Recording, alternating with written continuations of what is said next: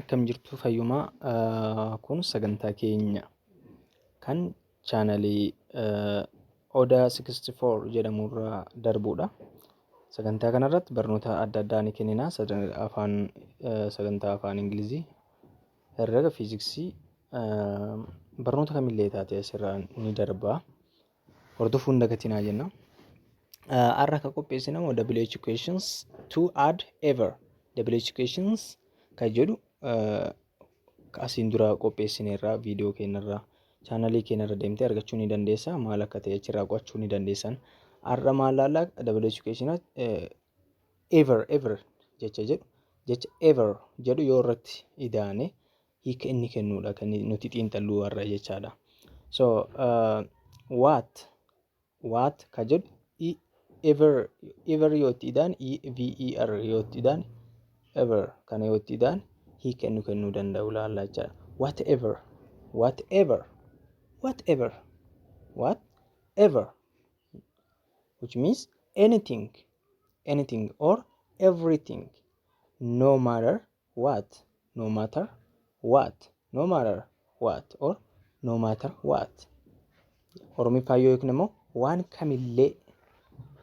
kamillee yaada jedhu ni kenna jechaadha.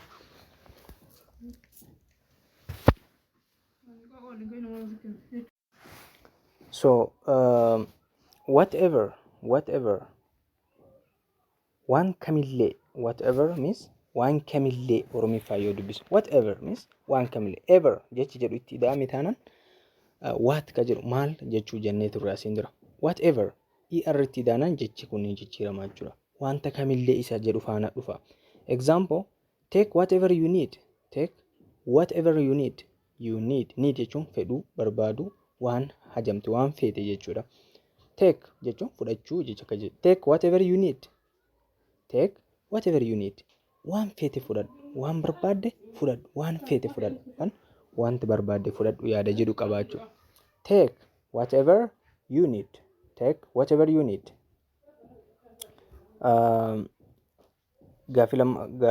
Senteensii lamaffaarratti whatever I say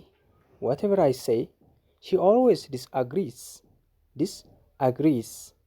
Whatever I say she always disagrees. Whatever wanta kamillee I say yoon jedhe she always jechuun yeroo hunda, yeroo maraa jechuudha. She always disagrees, not agree with us or not agree with me. Not agree with me. Disagree means not agree. Walii hin galluu jechuudha. Yeroo hundumaa whatever I say waan fedhillee waan jedhe ishiin yeroo hundaa disagrees. Na waliin hin galtu.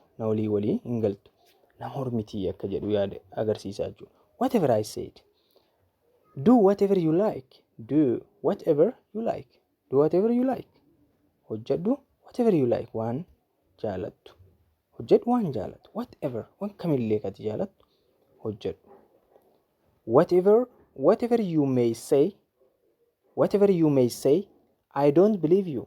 Whatever you may say, I don't believe you. Believe means amanuudha. I don't believe you. Sin amanu. Whatever you say, waan feete jedhu.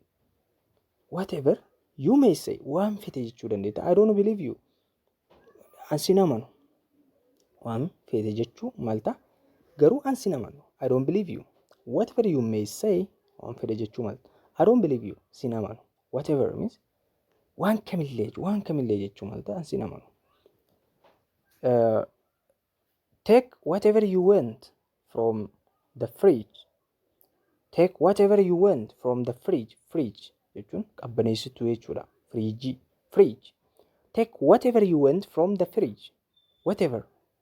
Take whatever waan kamiyyuu fudhadhu, you want waan feetu kamiyyuu fudhadhu, from the fridge keessa waan feetu kamiyyuu fudhadhu. Whatever jechuun maal jechuudha? Wanta kamillee isa jedhu argisiisaa jechuudha. Bill, throw away whatever it is. Bill, throw jechuun darbi, away alatti. Throw away darbi. Whatever it is, waan feete haa taatu ishiin sun itti jechuun namaaf miti, wantoota wahii waan adda addaa bakka bu'aa jechuudha. Whatever it is, waan feete haa taatu darbi.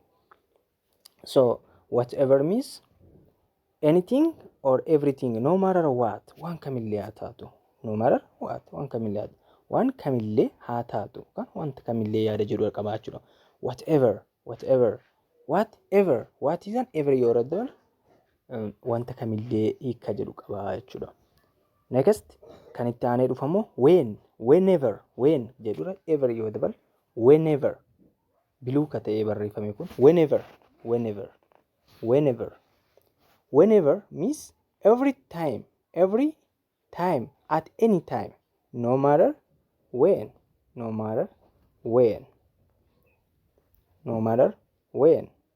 Whenever means every time at any time, no matter when. Yoomillee yeroo kamillee jechuun yoomillee yeroo kamillee yaada jiru argisiisa jechuun yoomillee yeroo kamillee. Whenever. Example, you can borrow it whenever you like. You can borrow it whenever you like. You can borrow it. Ergifachuu ni dandeessa. You can borrow it. Ergifachuu ni dandeessa whenever you like. Yeroo feetetti, yeroo jaalattutti, yeroo feetetti maal godhuu dandeessa? Ergifachuu dandeessa. Example 2, he interrupts me whenever I speak. He interrupt jechuun addaan kutuu haasawa adda addaa otoo haasoftuu addaan yoo kutuu interrupt jedhama. Interrupt me. He interrupts me. Addaan kutaa. Whenever I speak. Yeroo an haasawu kamiyyuu addaan kuteen yookaan na gidduu seenee yaada kiyya kutaa. Interrupt jechuun gidduu seenee jeequu addaan kutuu akka haasoftu sun hin dabarreef jechuudha. Interrupt me whenever I speak. You can ask for help whenever you need it. Gargaarsa. You can ask for help. Gaafachuu ni dandeessa. Whenever you need it. Yeroo feetu kamitti illee gaafachuu ni dandeessa. It gargaarsa jechuun waan adda addaa. Whenever she comes, she brings a friend. Whenever she comes, she brings a friend. Yeroo dhuftu kamiyyuu she comes jiru. Whenever she comes, yeroo dhuftu kamiyyuu she brings in fiddi, bring jechuun fidu, a friend hiriyaa fiddi, jechuun tokko jechuudha. Hiriyaa si fiddi, hiriyoota sun ta'a hiriyaa fiddi. Sun tokko ta'uu nu agarsiisa. A friend jechuun. Whenever she comes, she'll bring a friend.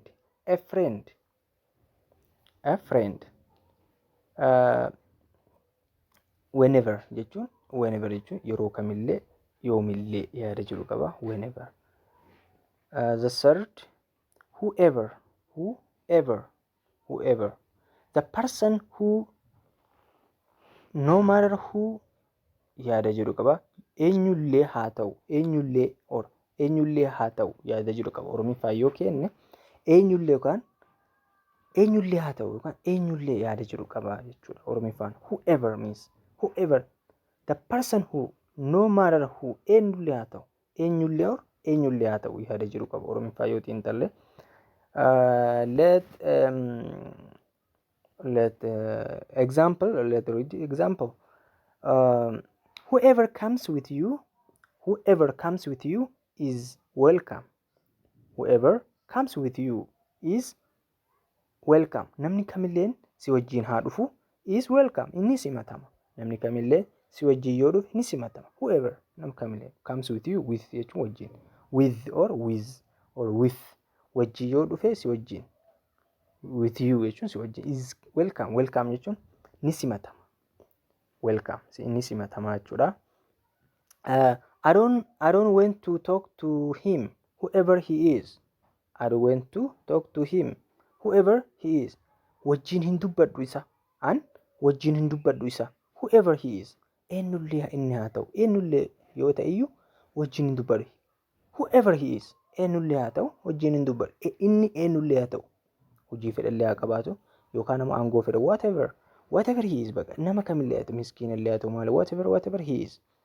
I don't want to talk to him, whoever he is. Come out of there, whoever you are. Come out of there, achi keessaa ba'i. Whoever you are, eenyullee ta'i. eenyullee ta'e achi keessa bahe eenyullee ta'e bahe achi keessa eenyullee ta'e eenyummaan kee nan barbaachisu akka jechuuti. Eenyummaan kee raajaa hin qabu eenyummaan kee dhimma hin qabu akka jechuuti. Come out of there, come out of there, there jechuun achi. Come out of there bahe achi. Whoever, who jechuun waan who jechuun asiin dura viidiyoo who maal akka ta'e define godheera. Viidiyoo asiin dura irratti sirriitti ilaaluu ni dandeessu. Who jechuun whoever you are, whoever everiin sun yoo itti dhufe immoo eenyullee yaada jedhu qabna jechuudha. Come out of there, whoever you are, nama kamillee yoo taate jechuudha achi keessaa bahe jechuudha. I don't want to see them, I don't want to see them, isaan arguu hin fedhu, isaan arguu hin fedhu, isaan arguu hin barbaadu. Whoever they are, eenyullee haa ta'anii ani isaan arguu hin fedhu yaada jedhu qaba Oromiffaan yoo xiinxalan. I don't want to see them, them jechuudha isaan jechuudha. Whoever they are, eenyullee haa ta'anii ani arguu hin fedhu, ani arguu hin fedhu yaada jedhu qaba jechuudha. Fourth, gara afuraffaatti yoo ceenu ammoo gara afuraffaatti wherever, where ka jedhu ever yoo irra dabala wherever means wherever. Everywhere, everywhere, everywhere, in any place, no matter where. Yaada jedhu kenna Ingiliffaan yoo ta'u no matter where, no matter or no matter where.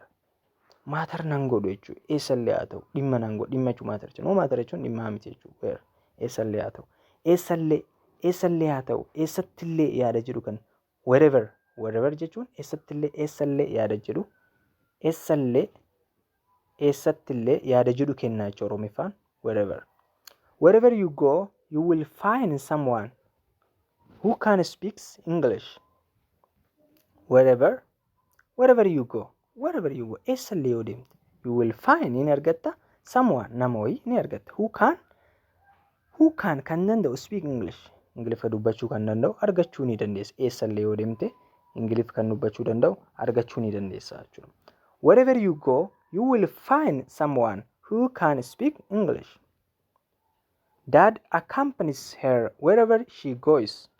Dad accompanies her wherever she goes. Dad jechuun father jechuudha. Dad jechuun accompanies means with wajjin jechuudha. Her isii wajjin ta'a, isii wajjin deema, isii wajjin ta'a. Wherever she goes bakka isiin deemte hundumayyuu wajjin deema, wajjin ta'a jechuudha. Ishee isaa wajjin deema. Dad abbaan yeroo gara feete yoo isiin deemte wajjin deema jechuudha Oromiffaa yoo dirqama. Accompanies means with wajjin jechuudha. Her ishee wajjin. Wherever she goes bakka kamillee haa deemtu, iddoo kamillee haa deemtu. Wherever means eessallee eessattillee jechuudha. So she will be happy. Wherever she lives she will be happy. Isheen ni gammaddi ta'a. Wherever she lives eessallee haa jiraattu, eessallee haa jiraattu ni gammaddi jechuudha. Wherever she lives she will be happy wherever she lives. Eessallee haa jiraattu wherever jechuun eessallee jechuudha. Sit wherever you like bakka feete taa'e. Sit wherever you like bakka jaalatte taa'e, bakka feete taa'e yaada jedhu qabaachuu wherever.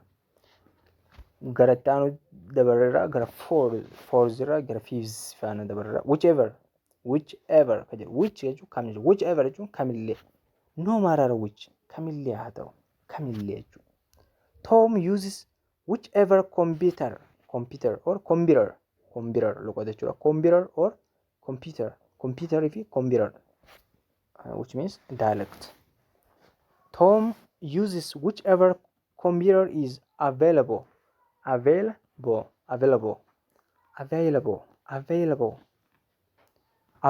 means ready to use. Tom uses whichever computer is available. Tom uses in fayyadama use godha jechuudha. Use jechuun fayyadamuudha. Tom namichi jedhamu ni fayyadama. Whichever computer kamirrattuu ni fayyadama is available kan argame kamirrattuu fayyadamuu ni danda'a jechuudha. Whichever jechuun kamillee jechuudha. Whichever they choose we must accept their decisions. Whichever they choose wanta kamillee they choose isaan haa filatanii we must accept nu fudhachuu qabna. Must jechuun dirqama ta'uu qaba jechuudha. We must accept jechuun fudhachuu. Their decisions murtii isaanii. Decision jechuun murtii. Their jechuun kan isaanii. Their decision isaanii fudhachuu qabna. whichever they choose waan kamillee haa filatan we must accept fudhachuu qabna their decision isaanii fudhachuu qabna jechaadha. You may read whichever book you like. You may read whichever book you like.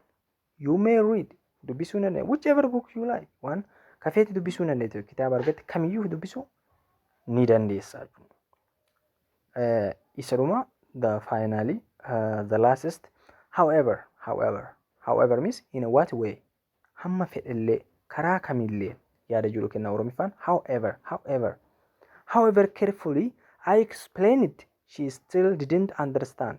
However carefully I explained it of eeggannoodhaan hamma fedhellee yoon explain godhe yoo ibseefillee she still ishiin hagammatti didn't understand hin taaneef inni hin galleefis hin hubanne jechuudha. Still means hangammatti didn't understand hin hubanne yookaan hin galleef. However carefully I explained it she still didn't understand. However means karaa kamillee hamma fedhellee yaada jedhu qaba. But however jechuun yeroo tokko ta'ullee yaada jedhullee ni kenna. But yaada jedhullee but garuu yaada jedhullee bakka bu'uu ni danda'a jechuudha. Bakka biraatti garuu kun kamillee hamma kamilleen haala kamiinuu yaada jedhu ibsaa jechuudha. However so kana fakkaatati double education irratti to add ever yaada jedhu ever yaada jedhu yoo dhufillee what irratti whatever ta'a whatever waan kamillee jechuudha. Whenever yeroo kamillee whoever eenyullee wherever eessattillee whichever kamillee however akkamittillee haala kamiinillee jechuudha agarsiisa jechuudha. So kana fakkaata gaafis yoo qabaattan nu barreessaa. Comment, like, subscribe nu godhaa nu jajjabeessaa. Chaanalii kanarraa barnoota hedduu argachuu dandeettan xiinxala hedduu godhee isanii dhiyeessuu nan danda'a. Kana fakkaata xumurree jira. Bye.